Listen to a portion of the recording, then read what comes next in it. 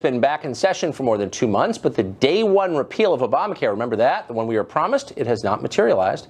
Vice President Mike Pence said today that the Republican Party has a unified outlook on this and a repeal is coming soon. Yet some conservatives are already saying that the likely replacement is just diet Obamacare. Eric Novack is an orthopedic surgeon who's long been a critic of Obamacare. He says any replacement the Republican Party passes must promote transparent pricing or will do nothing to fix the rot at the heart of our healthcare system. Dr. Novack joins us tonight from Phoenix. Doctor, thanks a lot for coming on. So, thank you, Tucker. How do you get to that? I mean, it's often noted that most patients have no idea what anything costs in their journey through the medical system. How do you fix that?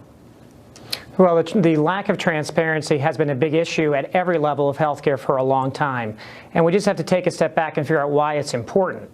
If we look at healthcare spending in the country, one half of the country, so about 165 million people, only account for a little bit less than 3% of the costs, which means that they spend on average less than $300 a year on healthcare services. Okay. So we need to be thinking about how can we put policies in place that really encourage people to get access to those prices and be able to use their own resources to get it.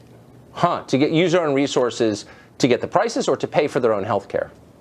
Well, to pay for it, I think one of the challenges that we've seen is with the massive increase in prices of premiums.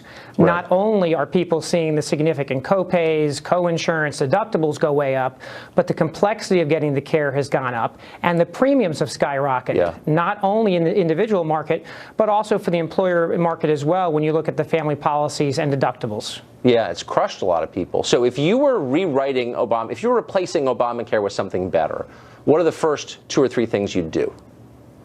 Well, I think you need to recognize that it did create a new entitlement, and conservatives and fans of limited government would love to wipe it clean, but the reality is that insurers, hospitals, and providers have spent 6 years spending literally hundreds of millions of dollars trying to adapt.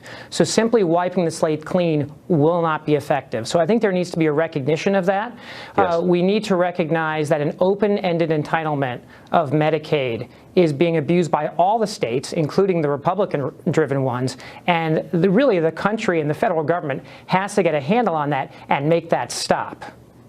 The abuse of Medicaid. So how would you make that stop? By not reimbursing at the rates we are? No, I think one of the things that even President Obama had in several budgets is a recognition that the way states get federal funding is very easily gamed. And actually, you have many Democrats on record saying that that system wasn't effective and could be too easily abused. Right. So there is a whole series of tricks and techniques that really states spend hundreds of thousands of dollars or even more on consultants a year to try to figure out how to pull down tens of millions of dollars more of taxpayer federal money. So figuring out some way that we can either block grant or capitate it in a way that there can be some control of this is incredibly important. So in Obamacare, I think the mandate is the least popular part, according to polling, and the most popular part is the pre-existing conditions part, that insurers have to take you even if you're already sick. Can you have a system that requires insurers to do that without having a mandate for everyone to buy insurance?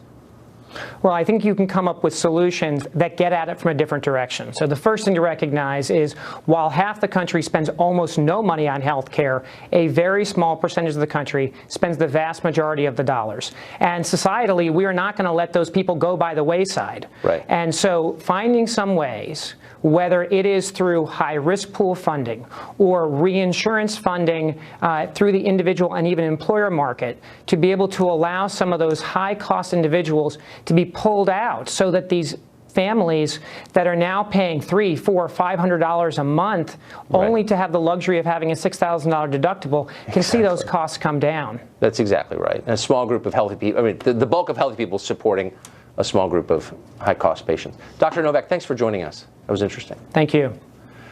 Well, up next, a bunch